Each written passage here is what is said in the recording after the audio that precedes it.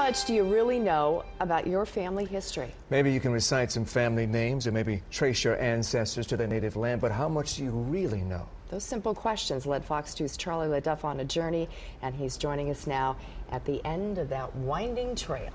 Yeah, the end of a winding trail, which might actually be the beginning of one. Like I said, I'm a white man who was raised in the suburbs, and I'm proud of that. But it almost wasn't that way. And what I've learned is my ancestors were forced to make choices because of what Detroit was and still is.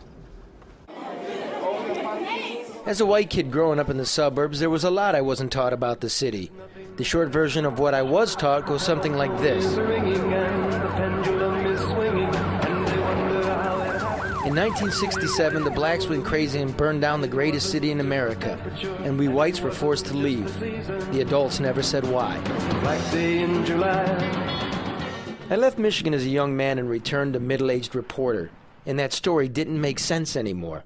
So I traced my own people's journey north. We weren't Cajuns like I'd been told. We're Creoles, Louisiana people who'd been born black, but lived in Detroit as white. Why? I went to my grandfather's birthplace on the banks of the Mississippi. His cousins still live there. Good morning, how you doing?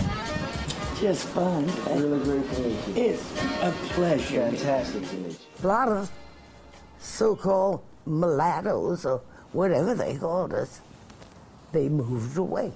They were really like a class within two classes. One was white, one was black, and here you are, a little of each. This one didn't want you around, that one didn't want you around. Great-grandpa Henri LeDuff was the illiterate son of a sharecropper. No picture of him exists, but he was said to be light-skinned, born to this man, Donache LeDuff. Henry would take Inez Porcher as his wife. She was from a well-to-do Creole family. When Henri went north to seek his fortune in Detroit's factories, she stayed here, in Baton Rouge, with her two sons, my grandfather Roy and his brother Earl. The census lists them as mulattoes. Back in the 1920s, folks like Henry LeDuff, who wanted to be a part of the American dream and move on up north, would have come to this place. This was the depot of the Texas and Pacific Railroad and new roads, and those tracks led north. So this was, his car would have been segregated. It would have been. He would have got in the colored car. Exactly, even though he was as fair as you and I, probably. If you had just a portion of black blood, I think it was 1/64th, and you were 63, 64th, you were still considered black. When he got up north, he could register on the census as a white man, and no one knew. When Henri LeDuff got off the train, he decided to pass for white and call himself Henry. He took a room in a white woman's boarding house on Detroit's east side, telling the census man his mother was from Paris and spoke only French. Henry escaped the segregated Jim Crow South for the North, where every man was supposedly equal. When he came to Detroit, he would have found a world that in many ways resonated with what he knew about Louisiana. It would have been a world in which blacks were restricted in terms of where they could live and where they could work. The jobs that were available were the ones that employers deemed suitable replacement for the immigrant workforce, the worst jobs, the dirtiest jobs, the most unhealthy jobs. Between 1910 and 1930, 1 million people moved to Detroit. 120,000 of them were black, and blacks were legally barred in Detroit from living in all but the worst ghettos. Since great-grandpa Henry was now white, it allowed him to buy property and build his house here on Burwood Street. In 1924, he sent for his wife and teenage sons. White supremacy was so powerful an ideology in Detroit that in 1924, the Ku Klux Klan endorsed candidate actually won a majority of the vote for mayor. He could not take office because it was a write-in campaign, and so many of his supporters had misspelled his name. They were burning crosses on the steps of City Hall. And so it would have been something of a shock, I think, given the expectation that the North was going to be so substantially different. My great-grandmother, much darker than her husband, rarely ventured out. There was never any parties at our house. Daddy would go out on his own, visit the bars and his friends. He never took Mother with him. He never had us even introduced any of his friends. Do you know you're black? No. They never said anything. They never mentioned anything about their life. When they first got married, they never had a picture taken when they were married. Oh, no, I won't say that. Maybe they did. But the church burned down.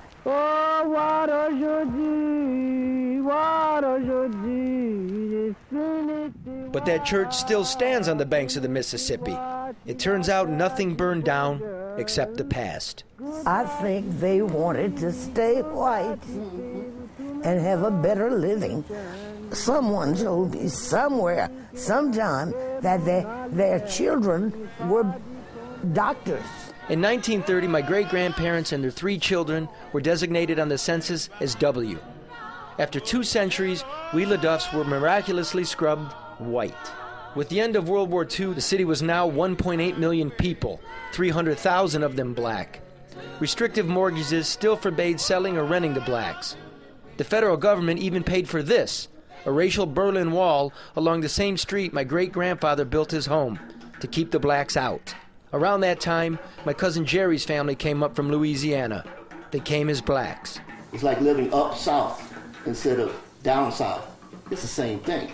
You know, you were faced with the same problems, not to the same degree, but they were still there. The Jim Crow era happened here. There's places all over Detroit, you know, right in the city of Detroit, that black person couldn't live. Great-grandpa Henry LaDuff passed on in 1951, joining his wife. That same year, his son, my grandfather Roy, met Betsy Steele, a waitress. They danced at the Vanity Ballroom on the east side of the city. She called herself white, which was half true. She was also a Chippewa Indian. That's where my grandparents met. It couldn't have been a Monday night because that was black night only because they didn't want people mixing. Nobody knew that they were both mixed. They came up with somebody like me. Grandpa Roy brought 2 children from a previous marriage, including my father. Betsy brought 6 children, including my mother. Together they made 10. A white family with Priscilla curtains and crystal goblets in the house that great-grandpa Henry built. Later in life, my mother and father fell in love and married. You think Grandpa knew he was black? Your grandpa or my grandpa? My grandpa. Your grandpa. Yes. Yeah, he was old enough when we left Louisiana. I don't care if he was black, and I could have seen it. I love that man. I'll love that man till I go to my grave. And that's what I see. As the family was living the white life, trouble was brewing. Blacks began to jump the cinder block wall in search of a better life. The restrictions placed on what blacks could do in the way of employment, in terms of living and the circumstances of their entire lives, are increasingly oppressive as the black community is expanding dramatically. By the time we get to 1966, 1967, the police force remains overwhelmingly white. And in fact, the police commissioner later testified that his principal job was to persuade the white officers, who represented about 96–95% of the police force, that they did not have the constitutional right to beat African Americans when they took them into custody. And on July 23, 1967, white cops began knocking black heads at an after-hours party on Claremont Street. The Motor City's burning. Blacks swung back, and the city burned for 5 days. It was, at the time, the most devastating riot in the history of America. Detroit has never recovered. Ain't a thing that I can do. We call it an insurrection against the powers that were, regardless of the fact where they were turning a lot of their anger and their anxieties on their own community. But that's all they knew.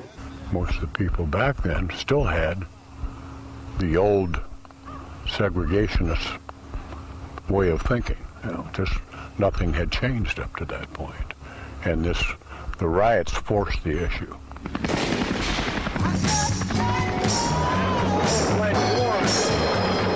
My father was working that hot Sunday evening. My mom and grandparents stood on the lawn of the house on Burwood Street and watched the city burn. Dad went out and bought a gun. He didn't own a gun. He didn't believe in hunting, or actually went out and bought a gun. And she wanted Dad to sell, and he just said he would hang on. And then I guess they had some heated discussions, and he told her, he said, "How many can there be?" And he was one of them. that's true. We've all been prejudiced, and I probably have been also. And here I was talking about myself. That's one gift he gave me. His whole family, as they were raised as white people. And why is that a gift? Why is that a gift? Oh, I wouldn't be where I am today if I didn't have that. That's true. That's very true. It's hard to be black. Yeah, it's very hard.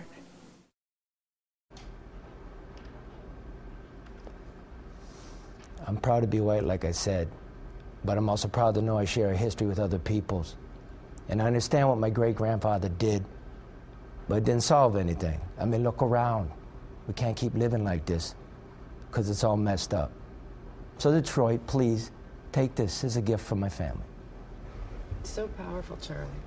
We really want to talk to you more about this and about your search for your family tree. And we're going to take a quick break. And when we come back, we'll talk more with Charlie. Stay with us. Other questions?